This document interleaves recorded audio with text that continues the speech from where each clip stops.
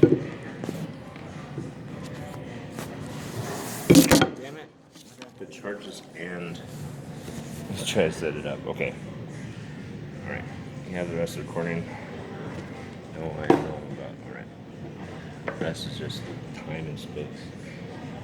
Speaking of which, short hand combat, Kali. You're going from center torso out, going for limbs.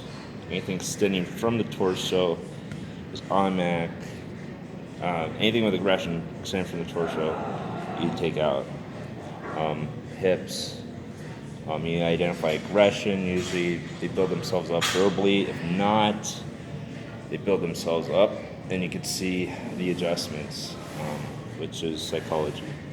Anyway, if you cannot distract them, you cannot distract your opponent and work them out of the fight, talk them down, whatever, you cannot do that.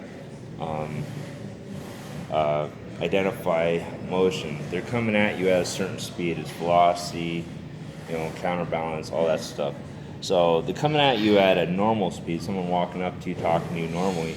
That's one thing. Someone coming up to you aggressively and then they're challenging you. However, the moment they get into attack mode, they go from peace to instant reaction. So that moment where they're coming right at you,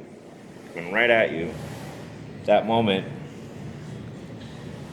you see it first in their shoulders. You see it first in their hips. So you're identifying the motion. Because as they build up, the shoulders go up, they pump themselves up, they're getting themselves ready to attack you. If it's a surprise attack, if it's a sucker punch like this was, they're gonna do it very calmly. Whatever they do. But identifying their environment, they're coming up to you and they pause and you're unsure, look for an exit immediately. In this situation, there was no exit except from right behind the guy. I didn't see it until after. Here I am looking at a narrow pathway, wider than where I'm standing now, but a narrow pathway, thinking I could get away from him the opposite direction.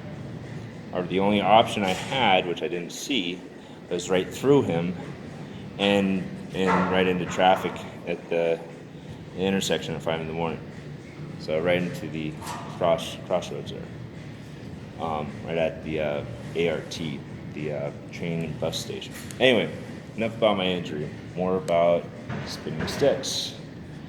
I use in shorthand combat, when I train alone, I'm using half the stick because I can adjust quickly, either inward stance or outward stance. Adjusting quickly is you can identify a weapon. I don't use opponent or enemy. I identify a weapon. Someone is threatening you. They're going to challenge you in various different ways. They're going to beat themselves up and just walk on it because they startled you. That's totally fine. I get startled all the time, especially with a head injury. People like to startle me. However, the sucker punch is what I'm worried about all the time. Where the guy is coming up and asking for a cigarette, and the only indication he has is he smiles because you obviously don't know why he's there, and then he goes into his attack immediately, and there's no time to think, no time to look for an exit. All you can do is fend him off as long as you can, and hopefully there's an exit that opens up. Get away from him. If you can call for help right then, call for help, even shout, whatever. However, if there is no time to call for help, like a surprise attack, get as far away from the person as you can before you call for help. I mean, you can call for help when it happens, just so there might be some mixed company, but there is no mixed company. If you're challenged by a group of people or a person, and they're sending you through a gauntlet of people that are going to, sucker punch you all the way down the street, you got to separate yourself as fast as possible. And as soon as you identify you do not see anyone or hear anyone coming up to you, then call 911 immediately. Get to safety regardless of the environment. So, Shorthand, small, I'm using the frame of the phone here. So, middle of the stick versus full swing. The power of your punch is at this angle. You hear it all the time in martial arts. That's the power, right? You step in, there's no power. You step out, there's no power. Right here is where they want you and where you don't want to be.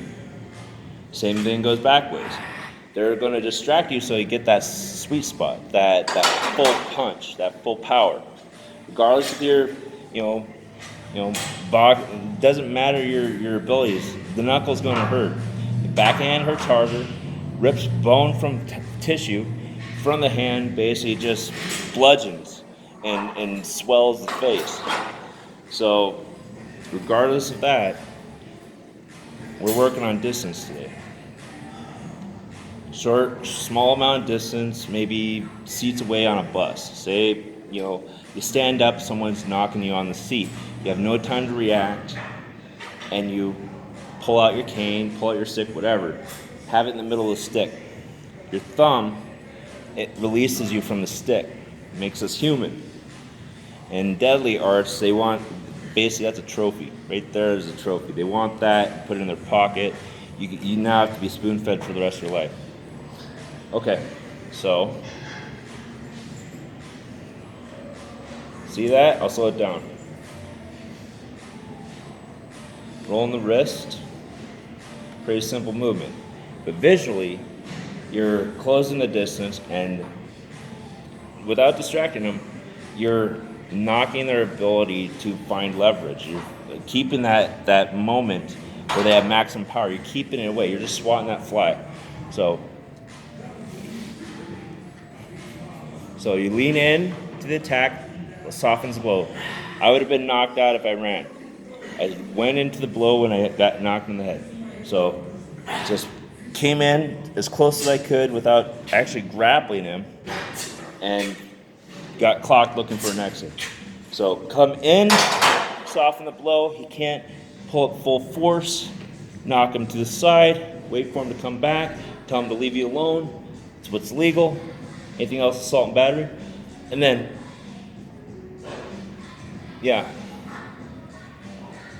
anything harder than a thumb can break bone. So anything can be used as a weapon. My teacher, Dave Mobley, has taught me this a long time ago. 2 years of training with him. So a little over 2 years. He's a Kali expert, Kung Fu expert. So before that was my brother. Anyway. What can you learn from a little brother, huh? All right. So, come down, cross, up swing. It's like a left jab. So you think of a really small fist. It's an extension of your arm, anyway. So, smaller distance, you close in. Instantly, like magic, you can pull out with balancing out the weight. Pull out when you have more room. You're automatically getting away from his ability to punch you at full force. Closing in the distance, I'm doing it slow, so I'm hopping it. Closing the distance, and then you pull back. Letting him know you want to be left alone. He's already been hit a couple times, and he's sore. Next one's going to come harder. From the top, from the bottom. Top, side, top, bottom. So, inward stance, same thing. You got your elbow. He won't leave you alone. He grabs you from the shoulder. Boom! Right in the rib cage. He lets go. He comes back for a punch. Boom! Hit him across the face, outward stance. Boom! Boom! Boom! As long as you get him to stop attacking, you're okay.